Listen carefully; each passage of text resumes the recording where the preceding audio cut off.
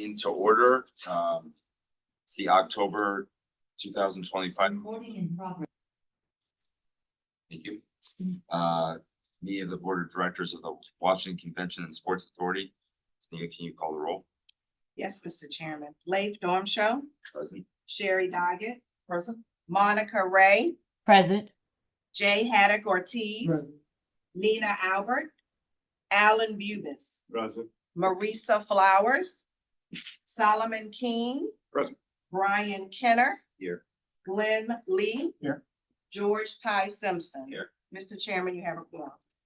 Great. Good morning, everyone. We have a few executive and confidential matters to discuss today. So therefore, as set forth in the notice that we posted on the Board of Ethics website and our own Events DC website, the beginning portion of this meeting is closed for the following purposes: to discuss contract negotiations as provided by DC Code 2-575B2, to discuss commercial and financial information obtained from outside the public body as provided by DC Code 2-575B11, for consultation with counsel as provided by DC Code 2-575B4A, and to discuss personnel matters as provided by DC Code 2-575B10. The public portion of this meeting will resume approximately at 10:30. Is there a motion to close the meeting? So. Second, Second. any discussion? Can we call the roll? Yes, Mr. Chairman. Leif Dormshow. Aye. Sherry Doggett.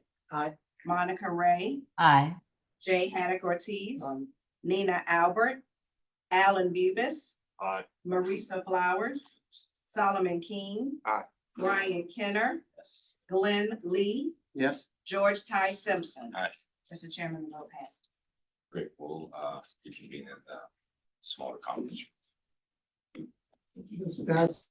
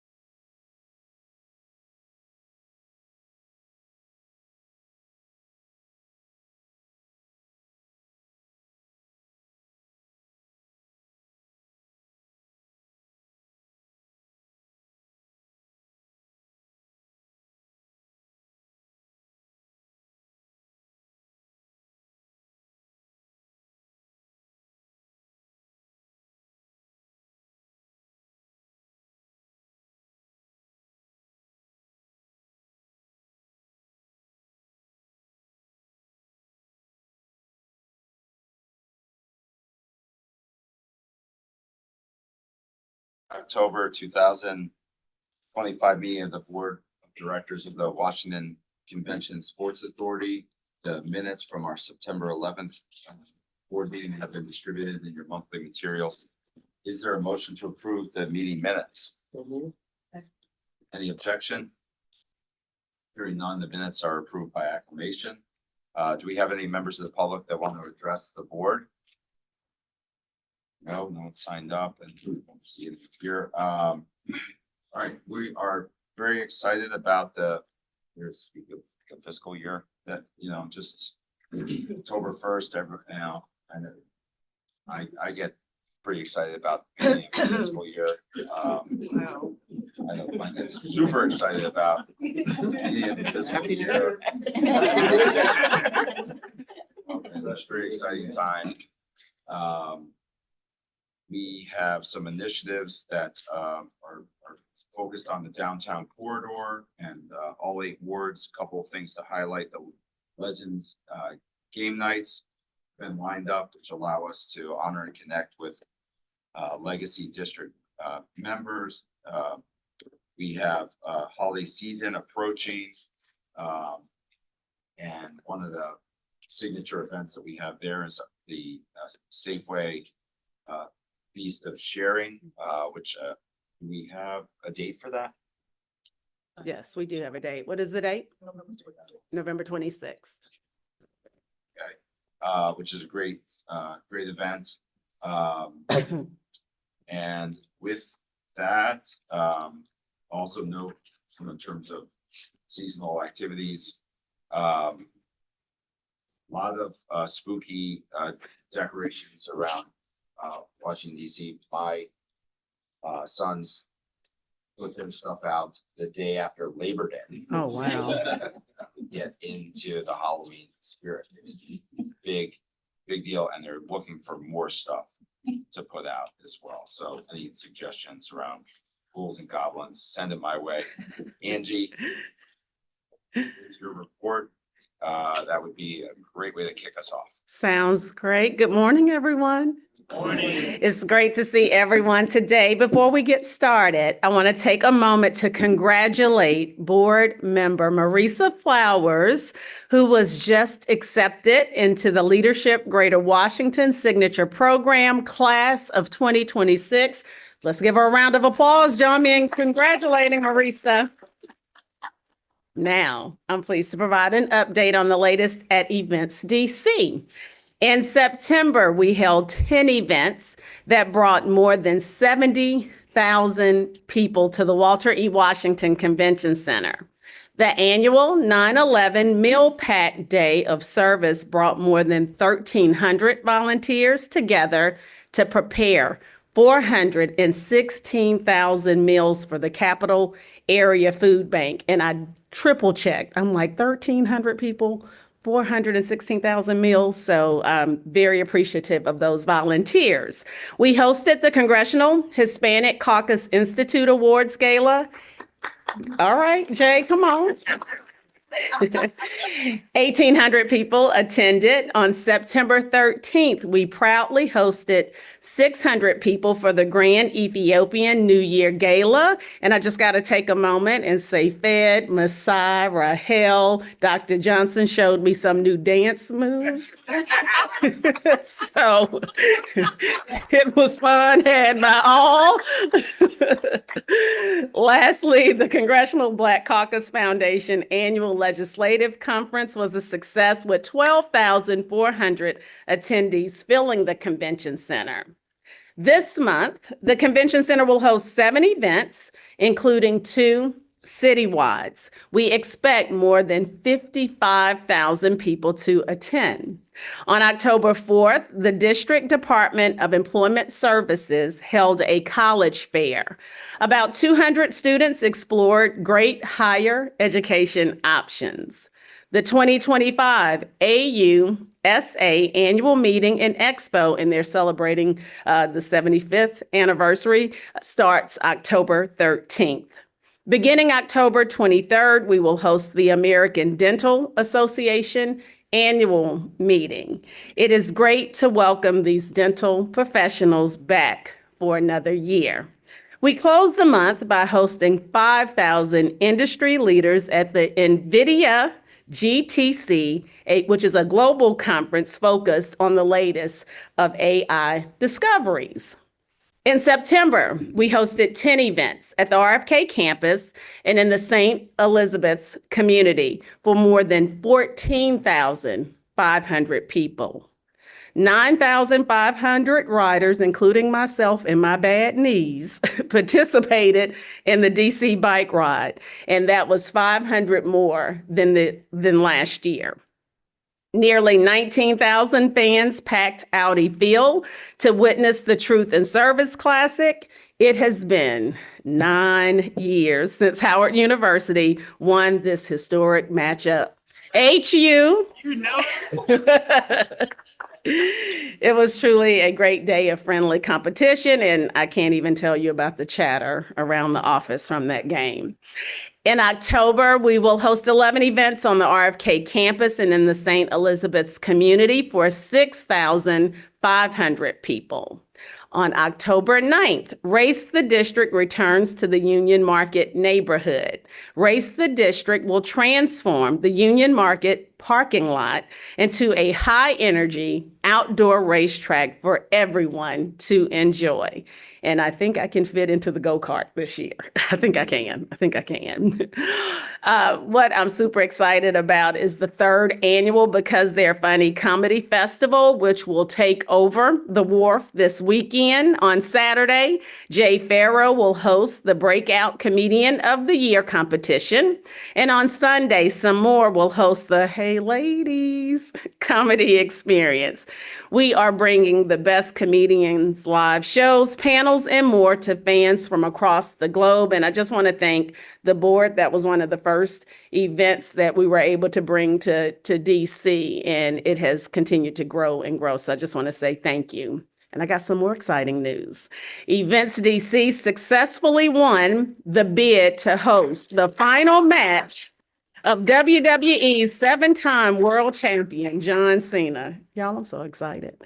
The match will be at Capital One Arena on December 13th, and we will host a series of activations leading up to the event.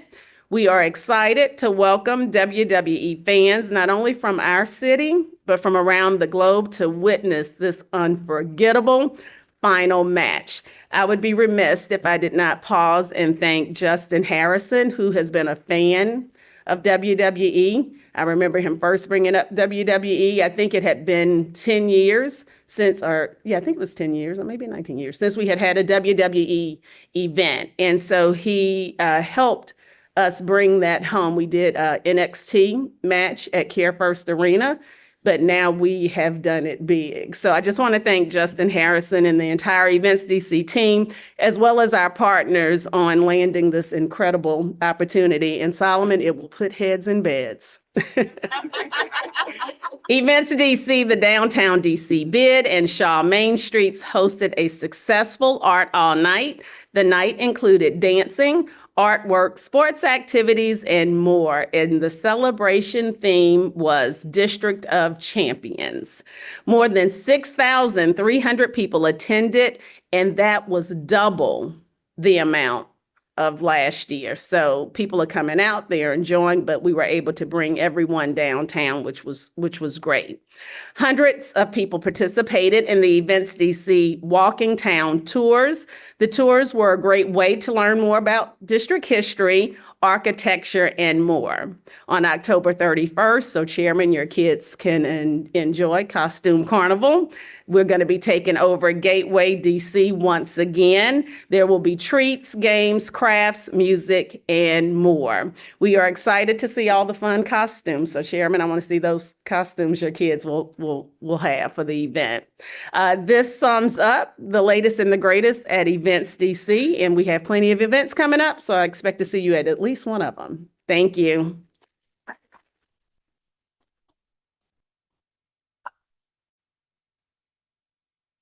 Great. Any questions for Angie? I did want to note that we spent some time as a board in an executive session. We talked about the retreat that we had in July, and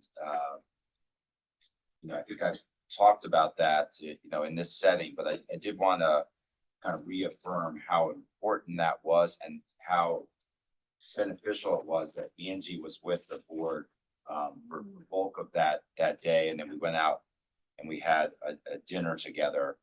And, you know, we had a kind of a 2-month, you know, check-in with our facilitator, which was, you know, kind of grueling, actually. She was really putting it to us about what our follow-up had been, and that was the intent. But it was a really, I think as I think back on it, you know, that day with Angie and the board, we have a great relationship with Angie, but it like went to an even higher level. And it's been a very challenging several months. But if we think back on what we committed to, what Angie committed to with us, I think we should be very proud of the work we've been doing. We have a lot of great relationships and alliances. But in July and then over the past several months, we have really, I would want to call out 3 that Angie has really, and board members and I myself have dedicated attention to. One is the DEMPED relationship. It's not just a given because the deputy mayor is on this board. There's a lot of collaboration and work that needs to be done on any given day, any given year, and this is a special year. And Nicole and Angie, you guys are deep into collaboration with DEMPED, and I think it should be recognized. The other thing is we really, in July, we talked about this relationship with Destination DC. And again, that's just not a given. It comes down to people talking, spending time, listening. And I've spent, you know, had breakfast with Elliot recently. I'm gonna have a lunch with me tomorrow. Angie's spending a lot of time. Like, we have to work together. We have to be partners. It's not just, you know, gonna take care of itself. It's not self-actualizing. We've got things going on. We've got to work together. Angie's doing the work. I'm trying to do the work, Elliot, of being a good partner. But that was a second really important relationship. And then the third one, and I hope that if I don't mention these entities or these initiatives or interests, that people don't think that this is at the exclusion, but the Hospitality Alliance and our relation, and you know, Jay's in my ear nonstop about hotels, and we got to do, and those are 3 very important relationships, right? Economic development, tourism, hospitality, and we've got to keep working together. And I think over the past 3 months, it's been good, but we've got more work ahead, right? And the fact that the Truth and Service game, which was spectacular. I was the first football game that my son went to, so it's really quite cool. And he said, "Did DC win?"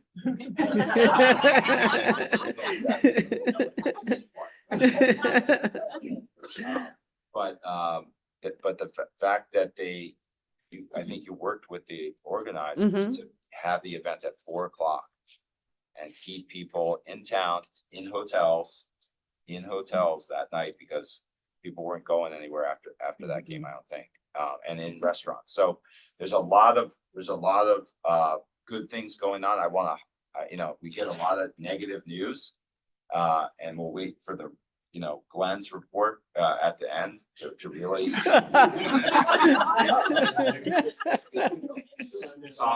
He's got the black suit on. It's great.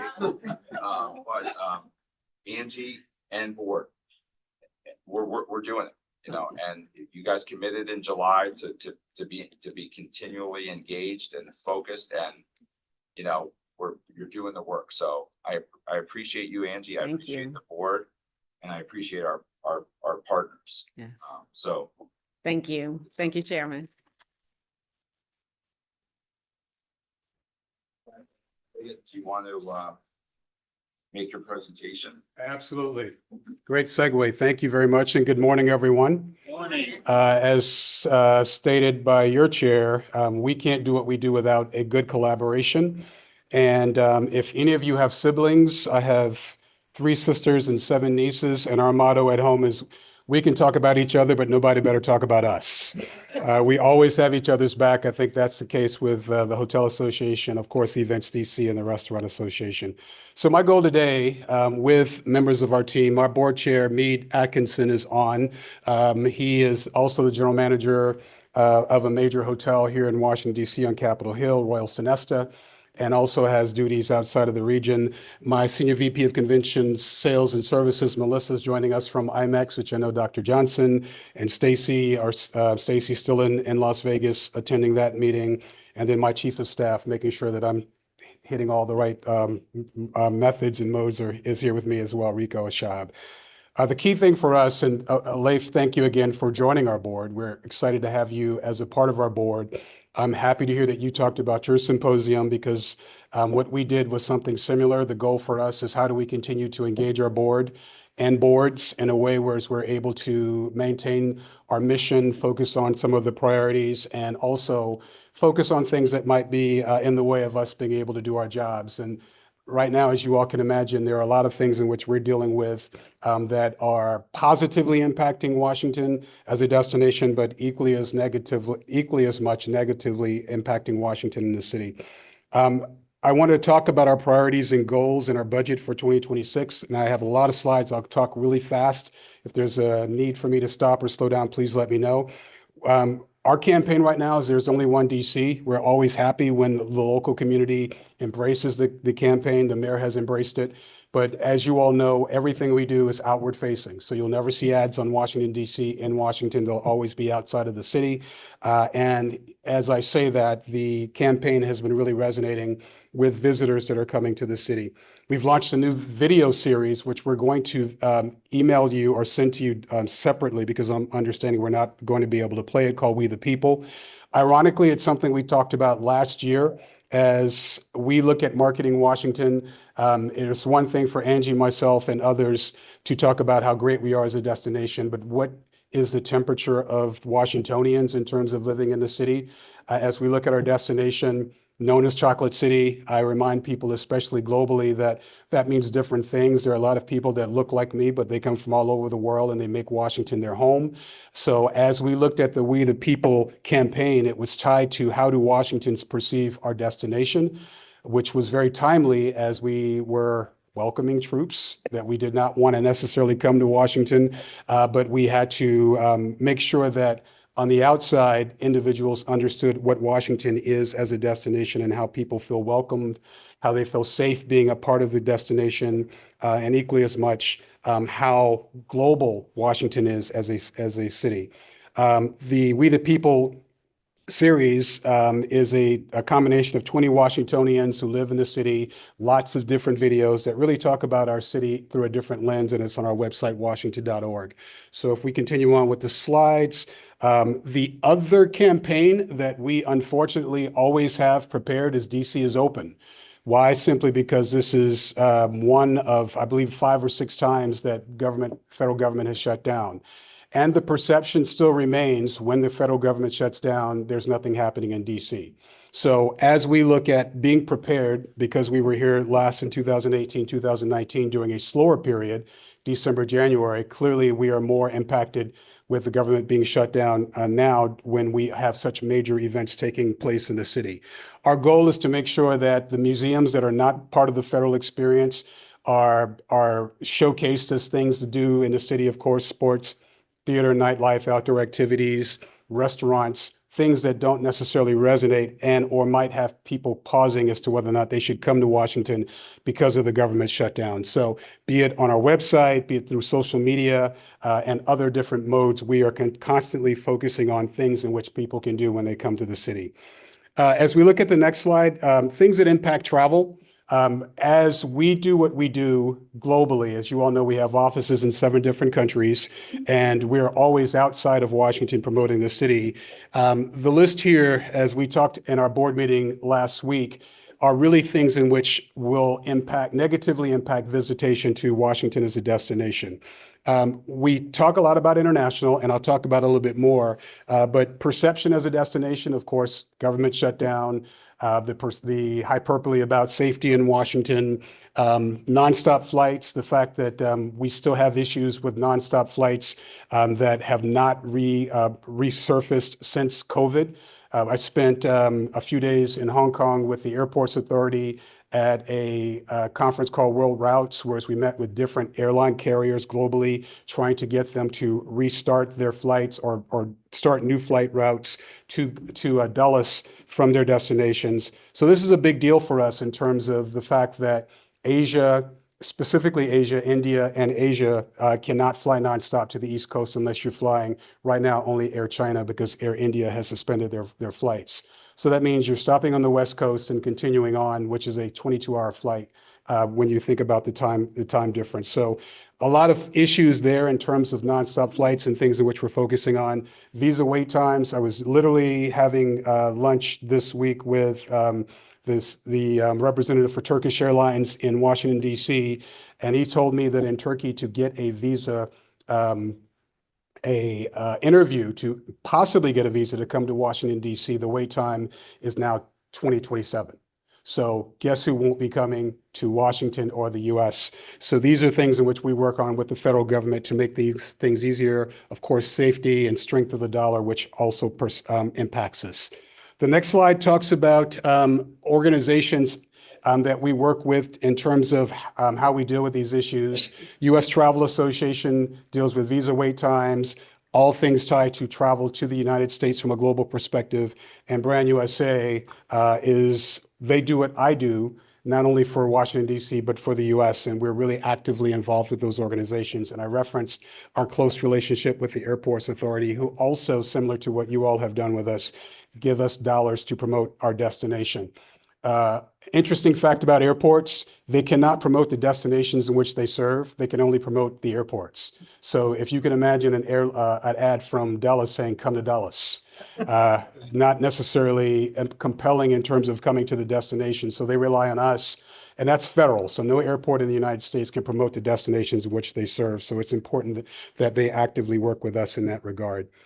The next slide really talks about the stakeholders that was referenced by Leif.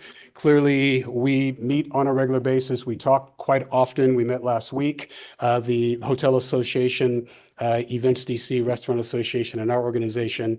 The relationship with DIMPED, which we constantly continue to work on, and of course with DC government, which we cannot do what we do without having strong relationships and getting them to understand the pros and cons of marketing Washington, especially during this time.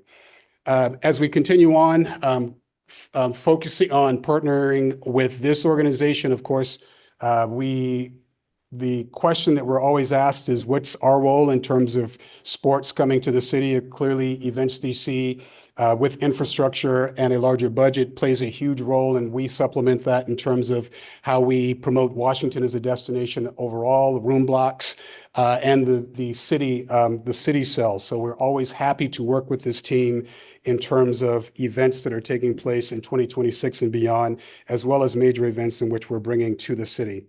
Our budget outlook for the future is tied to the next slide. And as you all know, our budget has changed a lot. What that means is that we're going to have to do things differently. So the next slide really talks about the hotel tax that we receive. We're going to receive 1% less in 2026. As a board and as an organization, we focus on how do we get additional dollars, simply because the additional dollars in which we've had over the last 2 years meant there was a larger return on investment with visitors coming to the city, and of course, people being employed. So as we look at our budget moving forward, the next slide ties to specifically the fact that our budget is down almost 37% for 2026, but we still have almost $35 million to spend on promoting Washington as a destination. Next slide really talks about how we spend those dollars, and you're going to get all of this in an email, so you don't have to focus on trying to copy it if you're looking at it. But these are the revenue sources. Our largest revenue source, of course, is the hotel tax. We're a membership-based organization. We have over 1,100 members, and so that's the largest component. And then staffing, as you see the red coats in this building for major conventions, that brings in some additional revenue dollars. The next slide talks specifically about our expenses.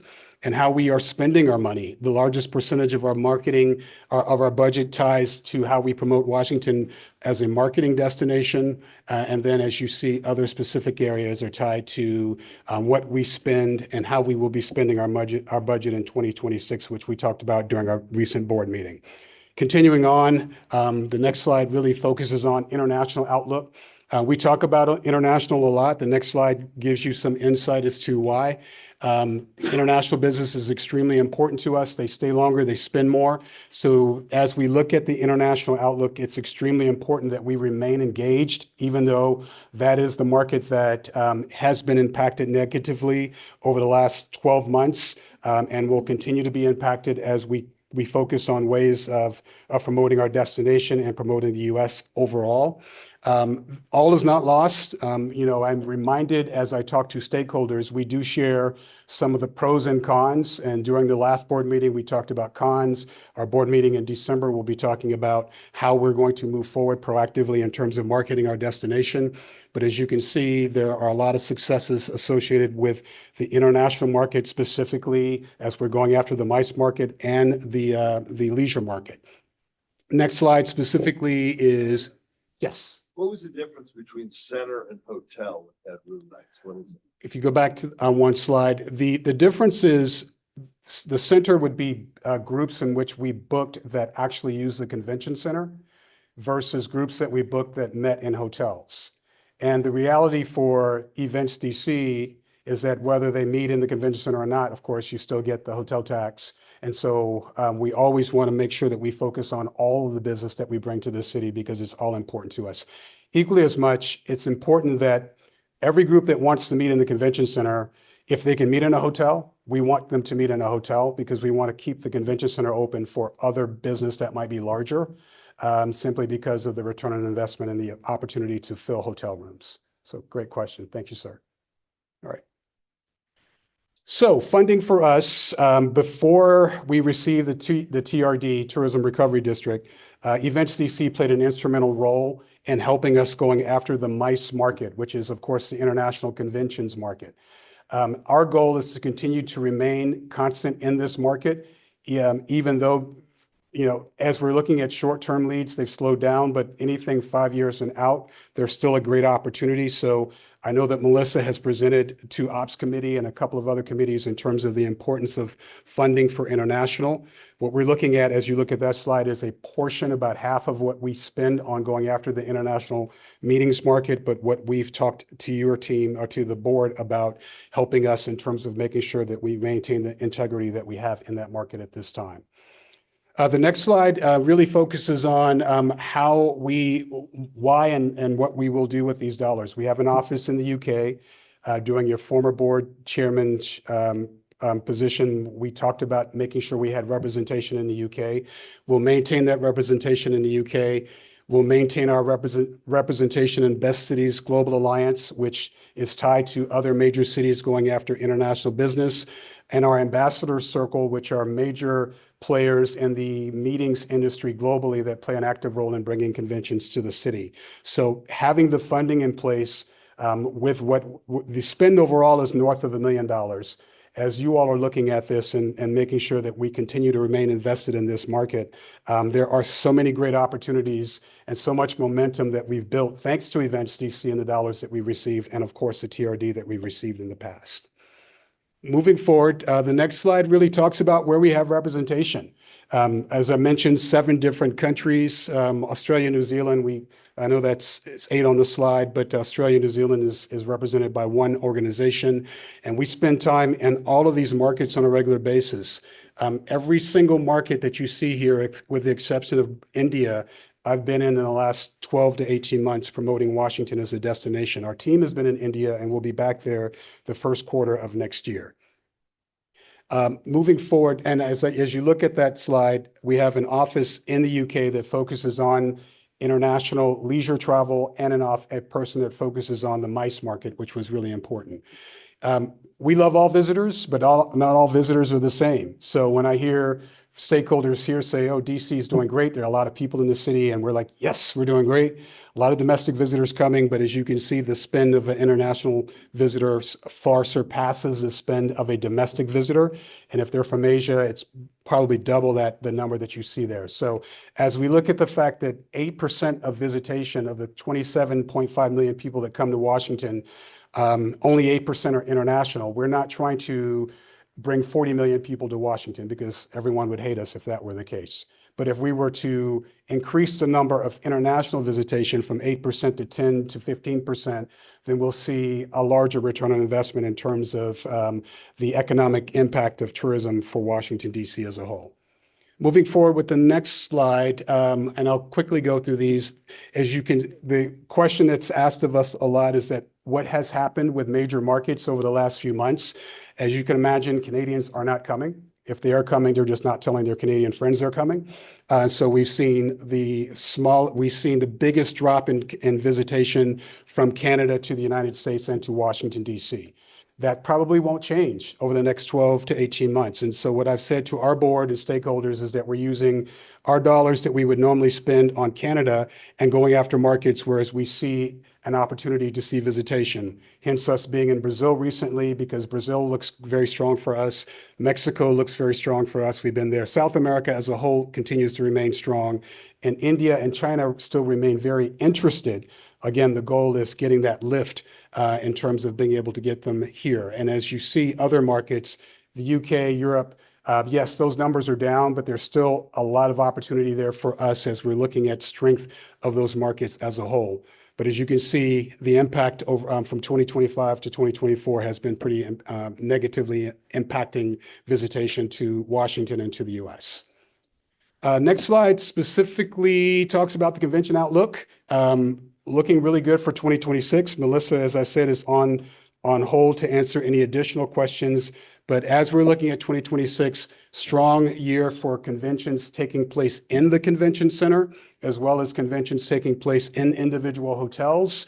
And the market in terms of tentatives, which is business that we're still trying to close, still remains very strong for us as well.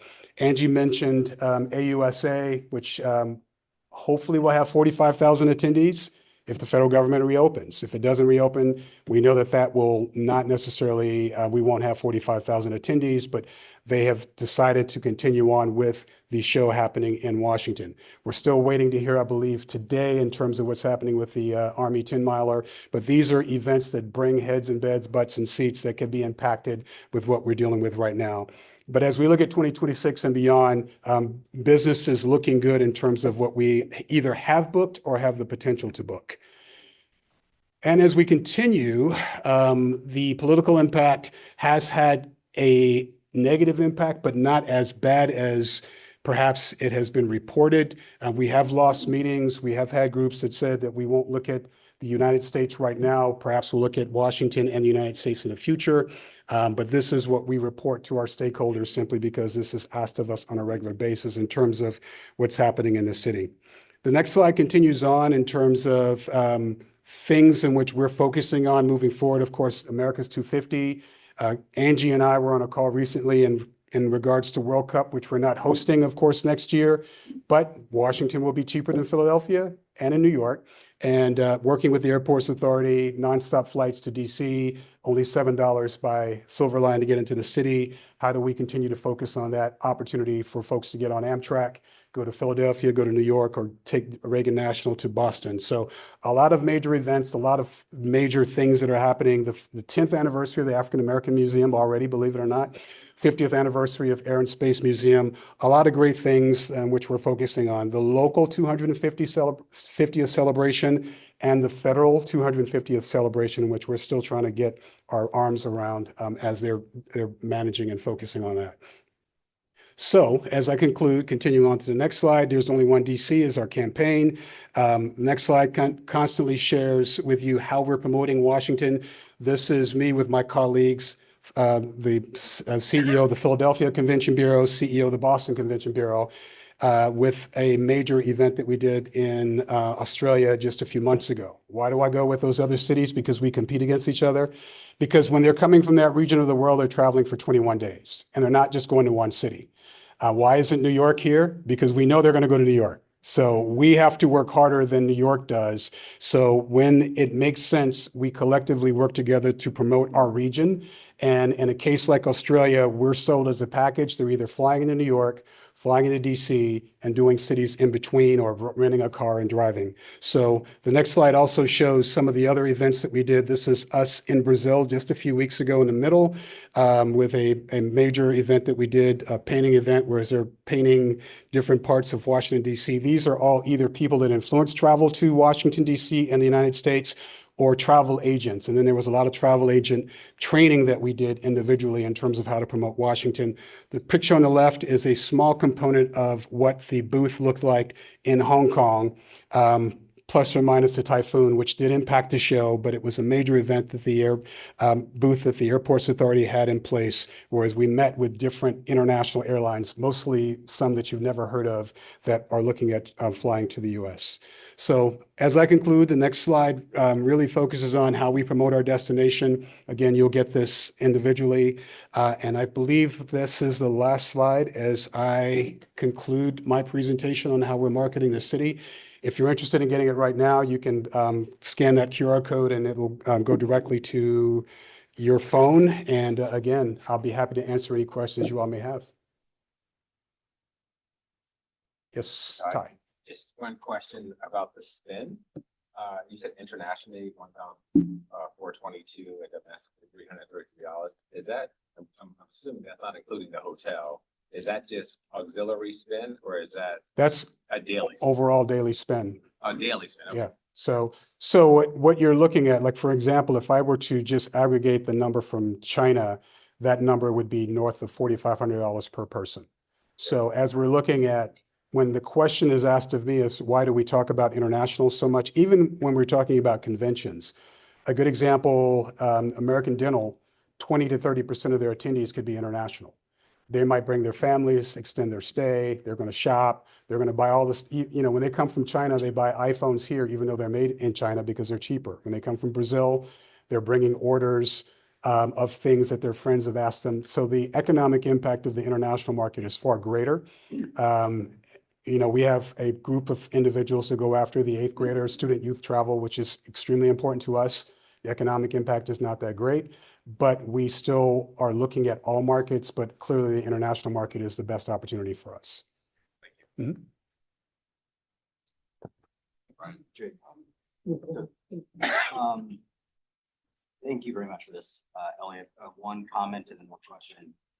Comment, I was recently exposed to an employee at my company who was from India, who was trying to get a visa to come to the United States and was shocked, frankly, at like what some of our foreign residents have to do these days. He had to find a visa interview anywhere in the country, not just in his city. He eventually did find one in another country, but it took at least 7 times as long to get a visa. So I absolutely just sort of agree with your point that it really is, it's not from our doing, but it is just an additional hurdle that many of our foreign visitors potentially have to go through to get to the United States.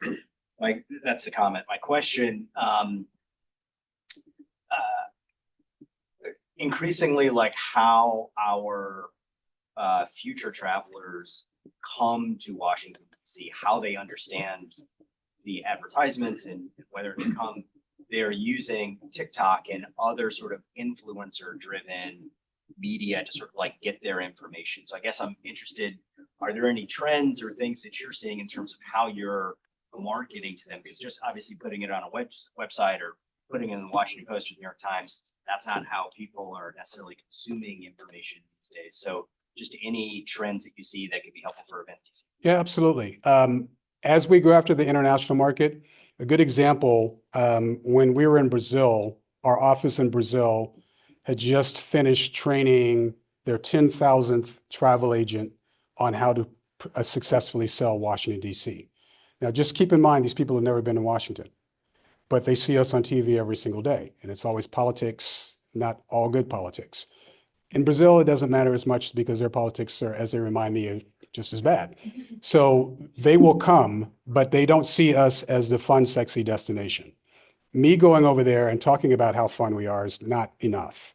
So, but as travel agents, who, by the way, most of them have never been here, are selling the US, and I referenced several times, we're the 7th or 8th most visited destination by the international market. Here, people are shocked. Who's number 1 through 7? Of course, it's on the East Coast. It's Orlando, Miami, New York, Vegas, San Francisco, LA, and Honolulu. Then there's us. Then there's Boston, Chicago, New Orleans, and a lot of other cities that I haven't referenced that are great. So there are a lot of destinations and attractions and options. They look at us as aspirational and fun and maybe a day trip. So the more we talk to those travel agents, we just had a reverse FAM during our marketing outlook meeting, which we did, whereas we had, I believe, 20 travel agents from India come to Washington who'd never been here, who now can go back and talk about Washington through a different lens. So that's a long way of saying travel agents still play an active role in promoting and marketing Washington beyond a day trip. And to your point, social media, like what we do in different countries tied to social media, the videos, influencers. We have influencers that we'll bring into the city. We have influencers that we invite to our events. We had an event in Australia that was just influencers. I talked about it at our board meeting, whereas they're all like 25 years old. They come dressed to the nine. We had dancers, stuff that you like, why do you have this? It's because it gives them a different perception of Washington and how we position the destination. They left with a different sense of our city, and the goal is to get them to come here, do some content on their own, which will then help us in terms of how we're perceived as a destination. The visa process could get worse because under the big, beautiful bill, the administration has also said they want to slap a $250 additional fee on every airline ticket for every international traveler from a non-visa waiver country to come to the US. So the US Travel Association is fighting that because what we're hearing from the international offices is that if they weren't coming before, they're definitely not going to come if you have to pay an additional $250. So that remains an issue. And the administration is also trying to cut out the opportunity. India, a good example, they normally go to the UAE to get their visas because it's easier for them to get there. And then there are a lot of nonstop flights from the UAE carriers. The government is trying to cut out the opportunity for you to fly from one country to another country to get a visa, which would be problematic for us, similar to what the colleague that you referenced is experiencing. Yes. First of all, Leah, thank you for the information. In reading your marketing outlook, I noticed that we were going to experience a soft final quarter of this year and a soft beginning next year. Is that still the case? It is. It is. And the easiest answer is yes. Normally the end of the year, after the second week of November, things get softer anyway in terms of visitation to the city. And we are not anticipating any business or government meeting right now that might be slated for December, January, or November. They're looking at canceling them simply because they don't know what's happening with the federal government, layoffs, all the other things that are being talked about. So as we look at the data, again, my board chair, Mead, is on, probably still listening. What they're hearing from STR and others is that we should anticipate an even softer December, end of quarter, annual year, and first quarter of 2026. And so looking at April on, you feel that the market will rebound in some fashion? Yeah, as we look at the meetings market and the groups that are booked, thanks to Melissa and team, and of course, Events DC and individual hotels, if there are no changes, if all things are back online in terms of travel and we should still remain very strong as we look at the spring, the months of the spring. Now with leisure travel, we're still not sure what's going to happen with international, because again, they're also booking short terms. So they're booking 30 days out. They're waiting to see, if they're from a non-visa waiver country, they're just not going to come if they don't have a visa already. If they're from a visa waiver country, they're paying attention to what's happening to things that are happening in this country. And can I just say hey to Mead? Hey, Mead. He's still there. Say it again.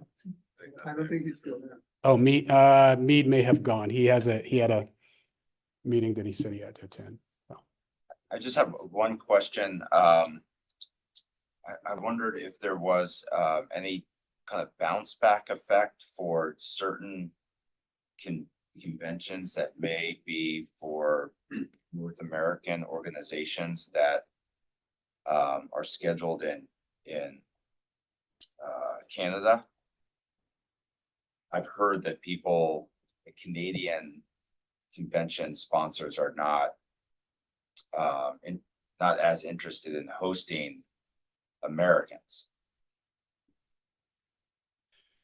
So is there a possibility that people will be canceling those types of conventions and conferences and looking for replacement destinations? Yeah, I haven't heard that. Melissa, I don't know if you've heard that, your boots on the ground. No, we're still, oh, sorry, I think I froze, but we're still looking at losing our US business to Canada and relocating in the major hubs, which are Montreal, Toronto, and Vancouver. In fact, actually, Montreal just launched a campaign, kind of a quirky campaign welcoming Americans, saying that, we still are appreciative of us as a community and want to invite us to spend money in their country as well. So we're seeing the opposite in terms of still losing business to Canada, but they don't want to come here and exhibit. And that's primarily because the international component of those conventions are saying we won't come if the meeting is in the US, but they'd come if the meeting is outside of the US, or do you know? We haven't seen a reduction. So for example, IMEX this week in Las Vegas, Canada is here with their largest booth ever, right? Because the business still needs to come into their country. So we have not seen a reduction necessarily in people coming to do the business here with Americans to bring it into Canada. But what we have seen is the large shows that don't want to actually use America as a footprint at all for the general, exhibition as a whole, the general conference as a whole. And those are looking to relocate into Canada, into those three major hubs that I noted. Every once in a while, we'll lose something to Ottawa as a capital, but traditionally Montreal and Toronto are our biggest competitors and where we're losing the opportunities. But we haven't necessarily seen an unwelcome of Americans into Canada. We see the role reversed, to clarify.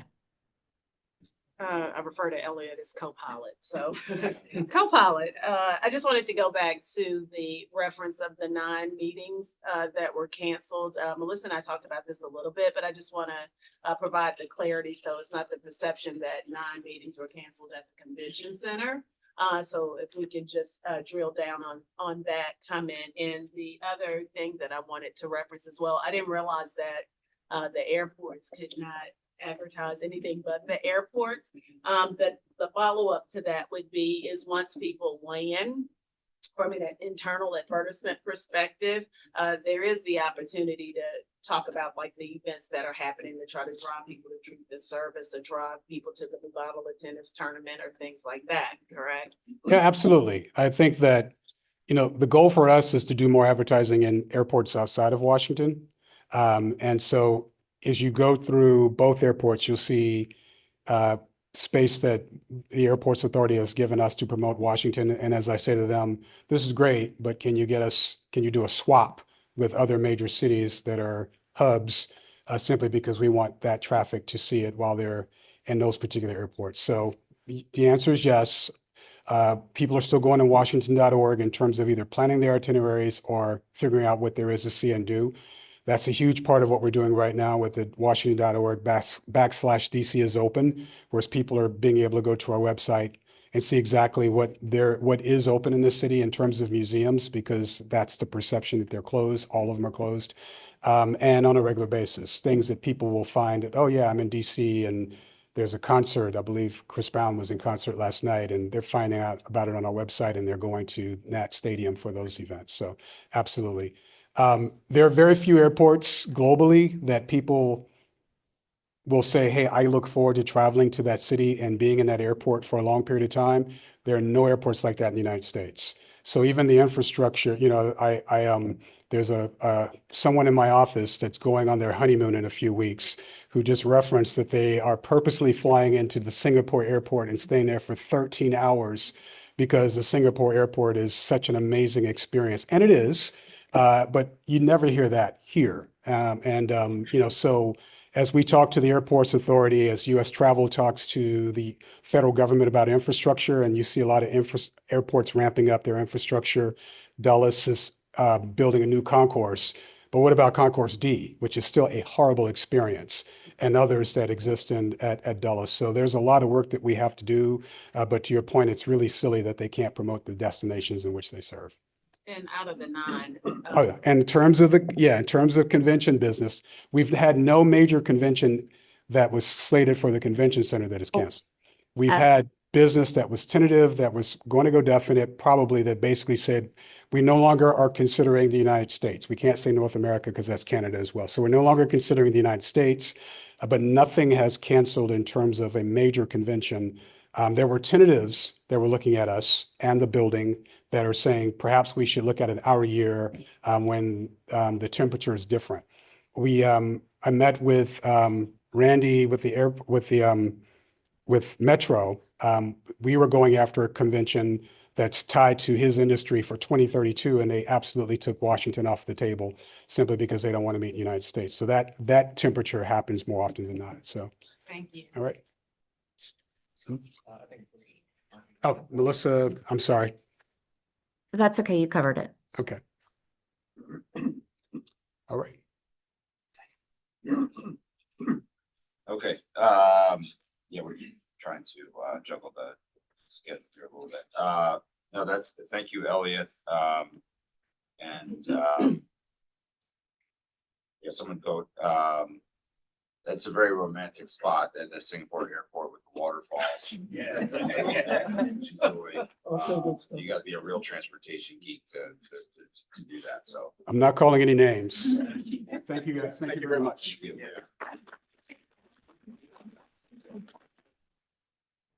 Okay, with that, we're gonna move to the committee work and the reports.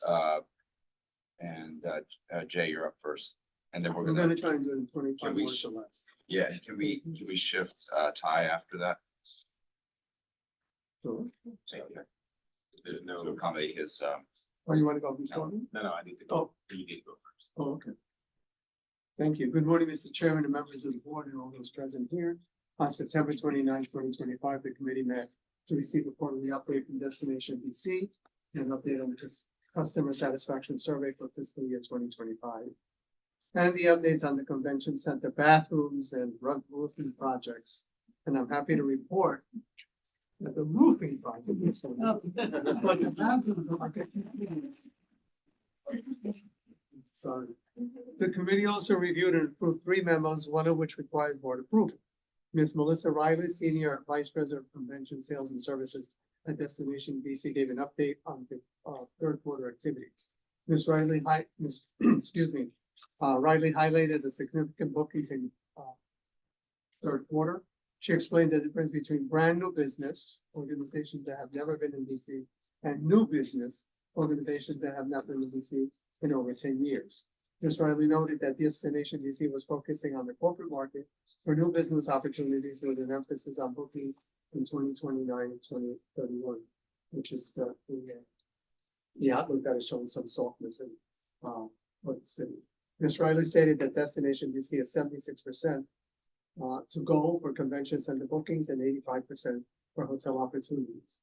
They are projected to be in the 81 to 82% range due to cancellations because of the political climate. And we've heard a lot of that in this discussion. The committee also received updates from the staff on the customer satisfaction survey.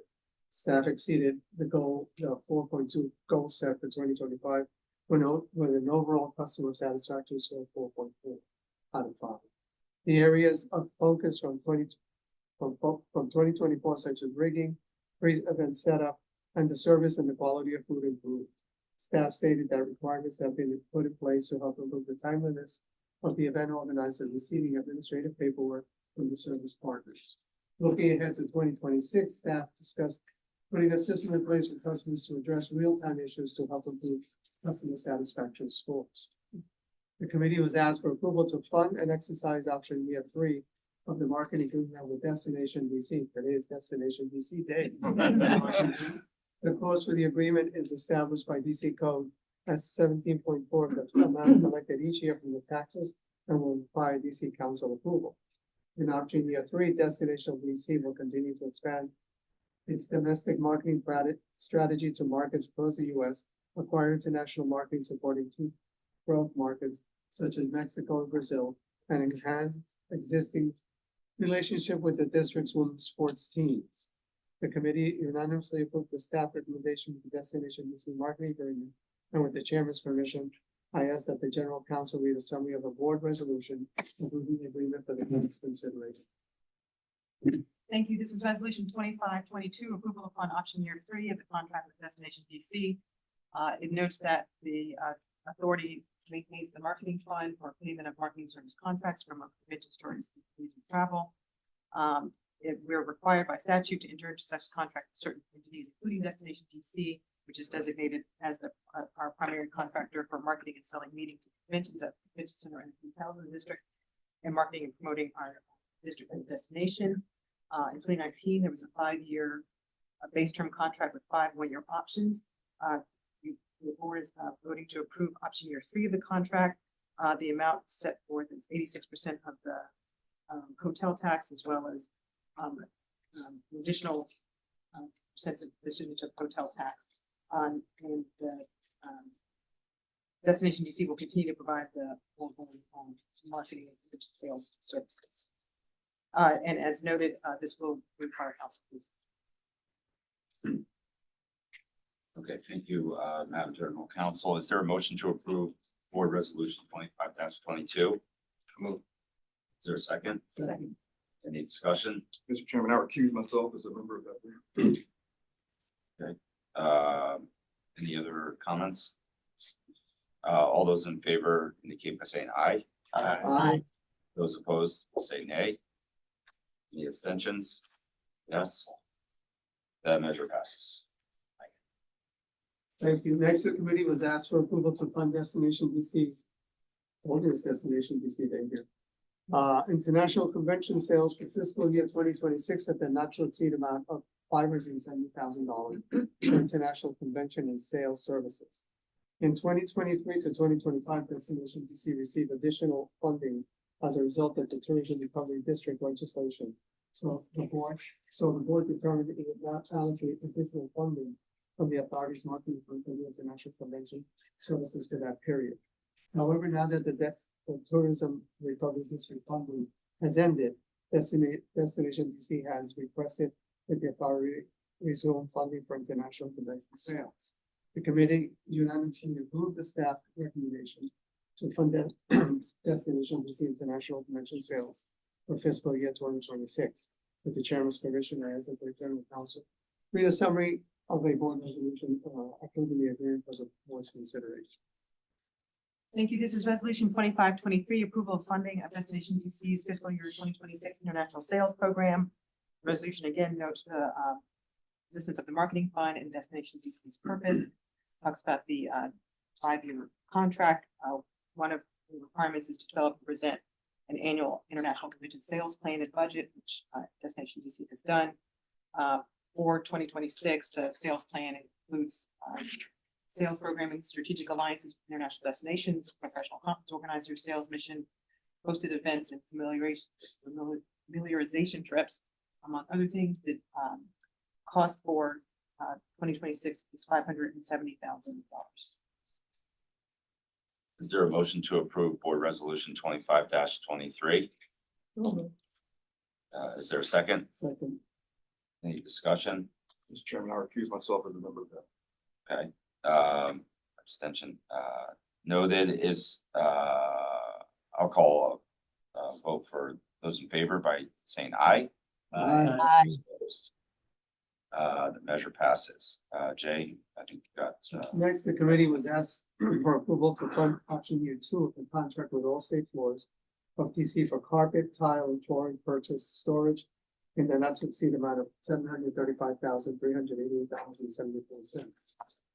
The vote unanimously approved the funding. However, it was noted that Ty Simpson recused himself from the vote due to a business relationship with Allstate Floors of District of Columbia.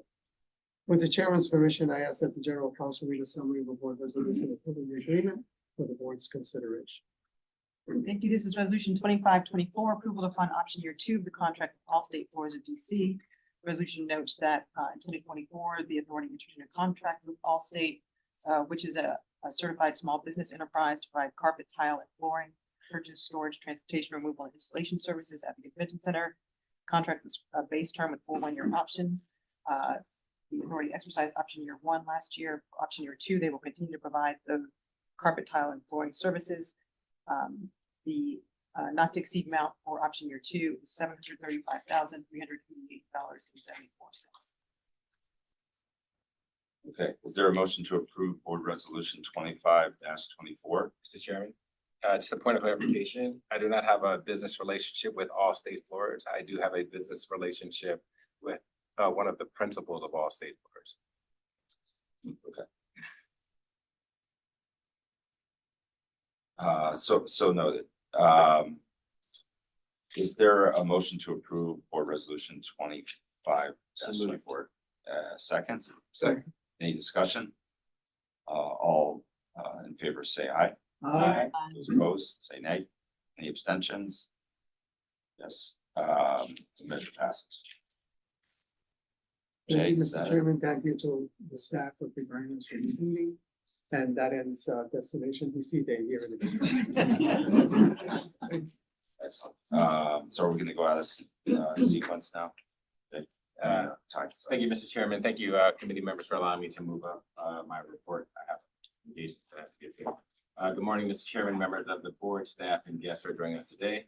The Cultural Affairs and Grants Committee met on Wednesday, October 1st, to receive updates on key grant programs and recent cultural affairs initiatives.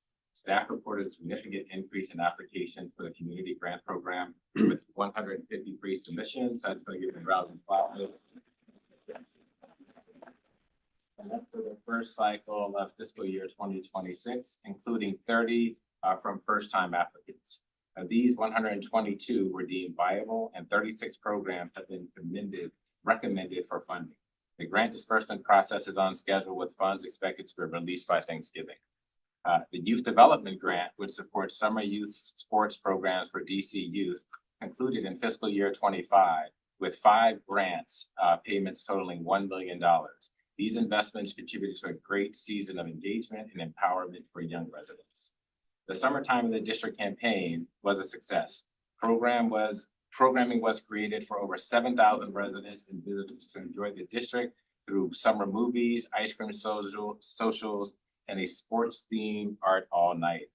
Art All Night welcomed over 6,000 attendees from across the city, joining us for the District of Champions, the Sports Capital Experience. This year, Events DC partnered again with Shaw Main Streets, and for the first time, the downtown DC bids to activate. Residents and visitors enjoyed a vibrant celebration of creativity, culture, and community. International cultural programming also played a prominent role this year.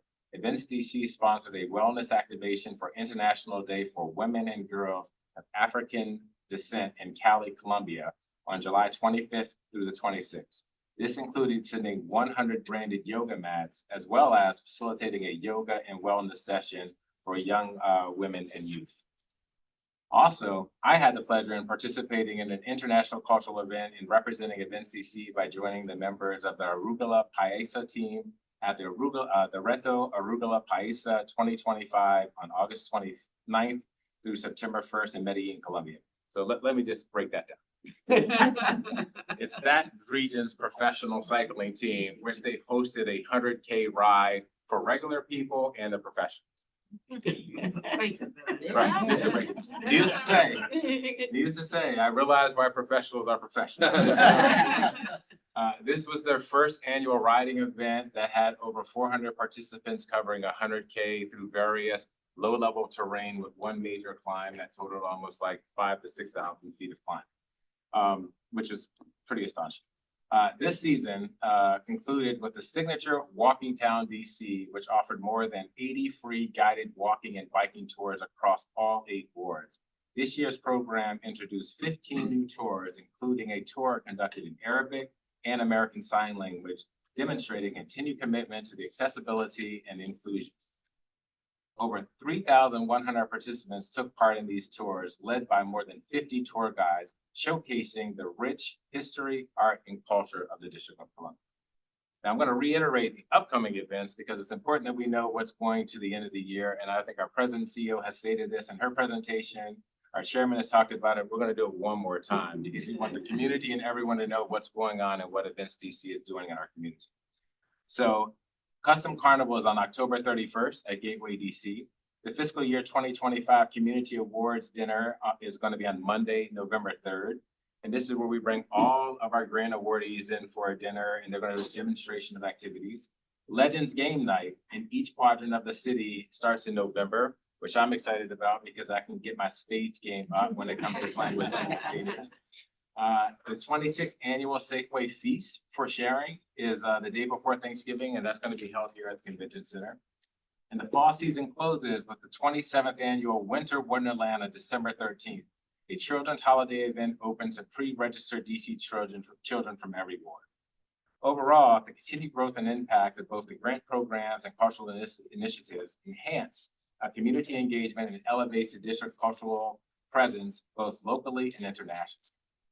Thank you, Mr. Chairman. This concludes the committee's report, and I'm happy to answer any questions the board may have. And I'm sad that I'm not close to the end for my report because my report is always fun, festive, and I'm sorry that, Glenn is gonna have to take the realm for upcoming, but thank you for this. Great. Any questions for Ty? No, great lineup of activities and events, and that the award dinner that we went to last year. I mean, that blew me away. The performances and stuff, and how proud the recipients were to go, and they got kind of clammed up, and it was pretty cool. It's great. You guys did a great job with that. Cool. Anything else? Oh, okay. Ryan, you're up. Great. Good morning, Mr. Chairman, members of the board. On September 29th, 2025, the Real Estate and Economic Development Committee met to receive updates on the RFK agreement, the RFK Stadium demolition progress and schedule, and to discuss the future festival ground opportunities.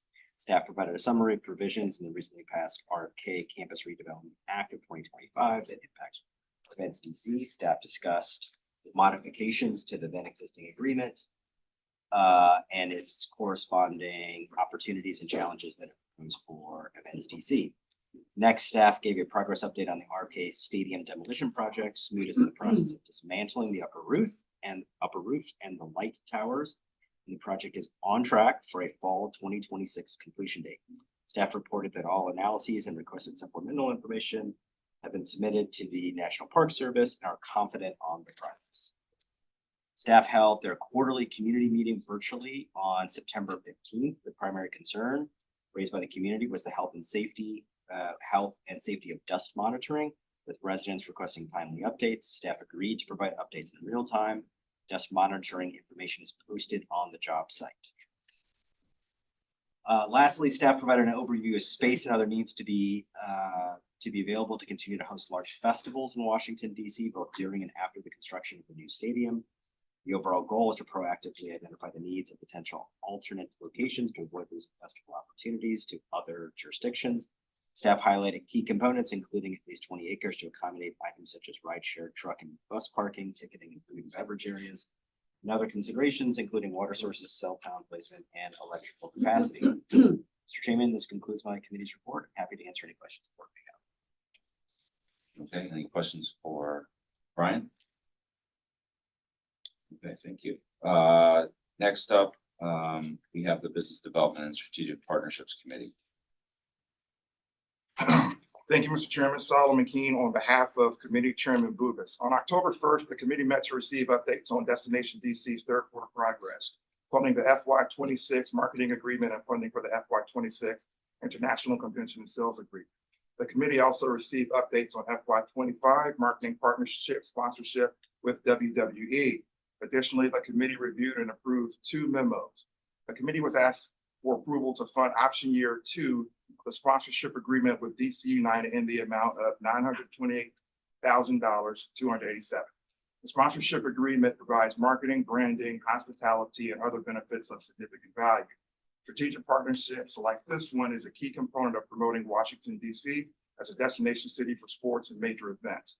Staff outlined the history of the sponsorship, the economic impact of DC United Games, and the various sponsorship benefits DC receives, which include significant branding, content, and partnership opportunities.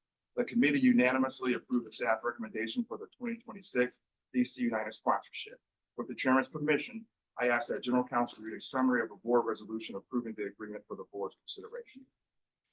Thank you. This is resolution 25-25, approval upon option year 2, the sponsorship agreement with DC United. Notes that in 2024, the authority approved a sponsorship agreement with DC United for base term 2 1-year options and exercised option year 1 last year. For option year 2, DC United will continue to provide the authority with a variety of branding, marketing, hospitality, and other sponsorship benefits that will allow us to continue building the DC brand in the rapidly growing sport of soccer, as well as bolstering Washington DC's visibility as a host city for premier events. The not to exceed amount, the amount for option year 2 is $928,287.50. Okay, thank you, Madam General Counsel. Is there a motion to approve board resolution 25-25? So moved. Is there a second? Second. Any discussion? All those in favor indicate by saying aye. Aye. Those opposed say nay. The abstentions, the measure passes. Thank you, Solomon. And before we move on. There's another item. Others. Yes. Before we next- move on to that, continue. Next. That's fine, that's fast. Next, the committee was asked for approval to exercise option year 2 of the marketing and sponsorship agreement with Restaurant Association Metropolitan Washington in not to exceed amount of $350,000. The Restaurant Association Metropolitan Washington will continue to provide marketing, brand visibility during the Grammys Awards, and new deliverables like partnering with Events DC to promote the Passport DC Savor the Flavor and DC Jazz Festival through the coordination of restaurant participation to bring awareness to the events. The committee unanimously approved the staff recommendation. However, Member King recused himself as a member of the RAMW board. Staff provided an update on the FY25 marketing partnerships, outlining key deliverables for Destination DC, DC Chamber of Commerce, and the Greater Washington Hispanic Chamber of Commerce as the designated statutory marketing partner. But noting Events DC has had consistent and long-term partnerships with the National Cherry Blossom Festival and RAMW. Also highlighted were large sponsorships, including DC United, but because they're Funny Festival, and the Mubadala City DC Open. Lastly, staff provided a brief update on December 13th, 2025, WWE event at Capitol Arena. Mr. Chairman, this concludes the committee's report. I'm happy to answer any questions the board may have, or refer them to the president. Any questions for Solomon or the president and CEO? Okay. Thank you very much. Yeah, just before we move to the finance report, I did want to note, we talked earlier in the executive session around our retreat, and it's been essentially a quarter since we had our retreat. And reflecting back on the past quarter, it's, I think, important to acknowledge that we've been we're a very pleasant board, but we are demanding of what we're looking for, and the committee work takes a lot of time, takes a lot of effort. Dania keeps us on track. I don't understand how at the 10 o'clock or whenever the call begins, you've got 5 separate phone calls going into all of us to get on the line. So I don't know how that happens, but it works. And you've been prepping us, getting us good material. We're having very informed conversations. The chairs are working with the Dania and staff to make sure that we have the right content, the right information. And then Veronica, with what we're seeing, I think we earlier this year, we said, hey, we want to have more visibility into the finances, and you are answering that request. So did want to acknowledge that from a board's perspective, we have noted how much you guys have been helpful, and it makes us do a better job. So keep it up. Thank you very much.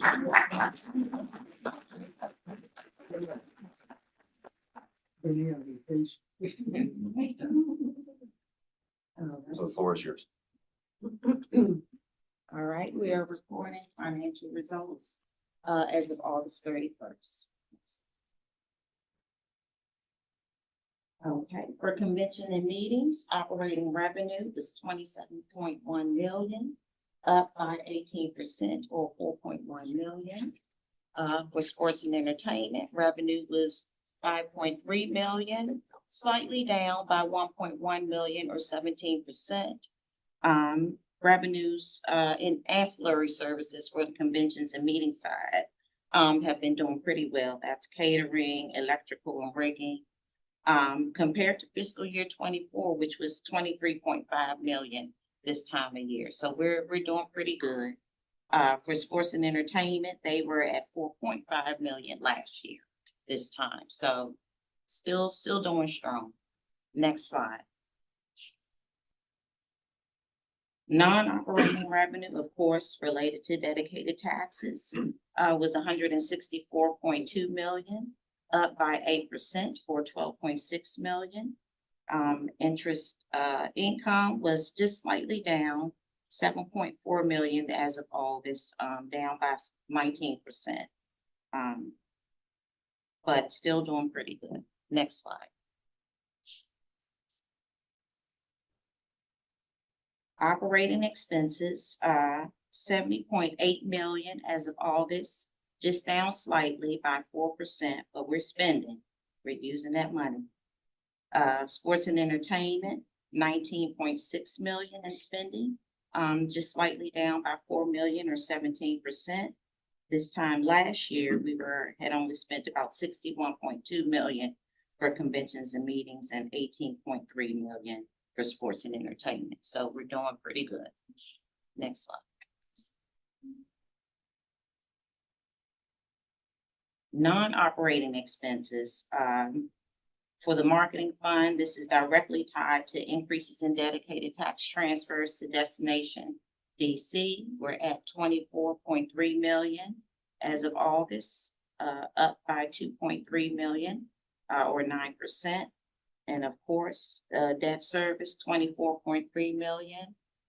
Budget and actuals are equal.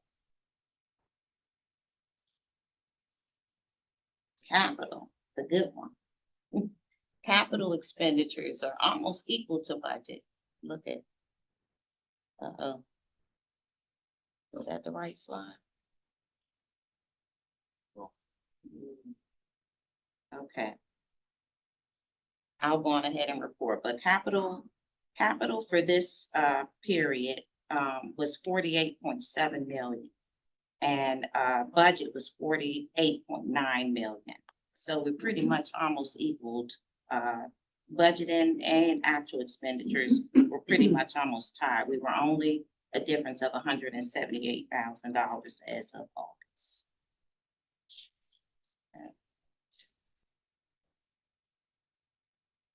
Next slide. Okay. We wanted to do again the same report, capital expenditures by project. Renovations for the facility restrooms. That's not one bathroom, but that's several. We've spent 10.8 million as of August. Roof replacement, 10.6 million. RFK demolition, 7.6 million. Concrete restoration, 6.7 million. And smaller projects related to more repairs and maintenance services done within the building of 4.3 million. And you have technology at 3.8, Siemens upgrades 1.8, Nat Stadium 1.4, and carpet and flooring at 1.6 million. And our summary. Okay, total revenues as of August is 205.6 million. were up by 7% compared to budget, or 13.9 million. Total operating expenses is 140.1 million, just slightly down from budget by 5 million or 3%. Surplus before capital is 65.5 million, but after capital of 48.7 million, and of course, excess cash. We have total capital and expenditures and others at 66.4 million. Compared to budget, we show a small deficit, but we're still doing well. This time last year, we were actually at a surplus of about 38 million, so we're spending. Dedicated tax transfers to destination DC at August was 32 million, up by 10% or 2.8 million compared to budget. This concludes our report. Just the important thing I'd like to emphasize is the spending of capital. You see that we're spending right at the adopted budget. I appreciate, remember we talked last time about we roll over unspent authority. The good news is we're not accumulating more. In other words, we're keeping up and exceeding our spending. And from my perspective, if we've got the money and we have a plan, let's execute it, let's spend it, let's get the money out the door. So thank you for pressing. I know there's many different factors that lead to this, but that's really important to see that we're not still underspending. No, thank you for that, CFO Lee. And I gotta give a shout out to Dr. Johnson and Huton and the entire operations team, because they stay in my office, indicating like, we need to get this done. But it's good to see where we were, over the past couple of years, and then look at where we are now. And then you can actually see the results of the capital and the, restrooms, the roof being completed, even with what we're doing. You can see it publicly over with what's happening at RFK, so just thank you all for your support. Second thing I'd like to say is we did publish a new revenue forecast on September 30th.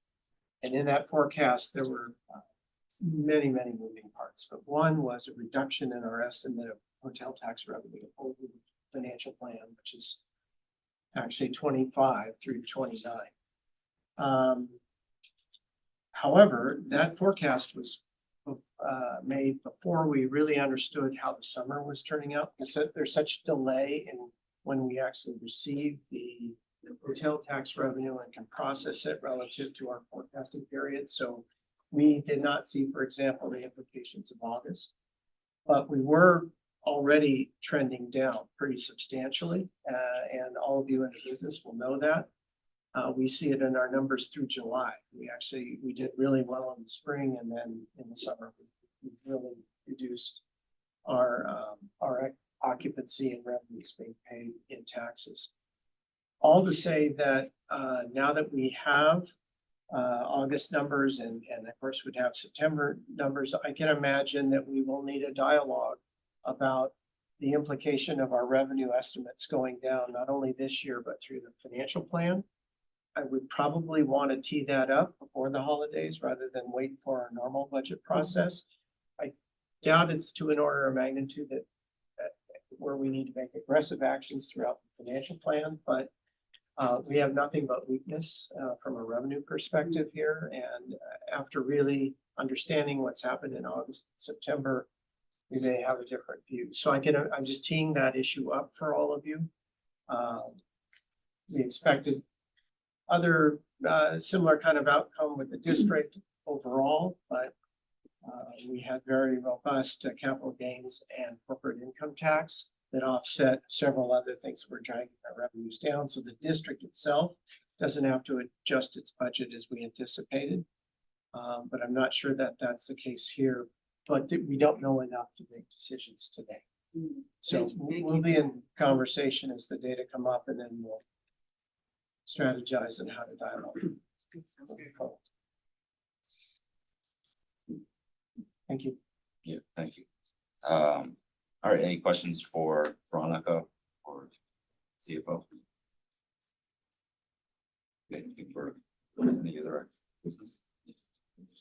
Okay, having no new business or old business to attend to, I think we can move to adjournment. The next meeting of this body will be on December 11th at 9 a.m.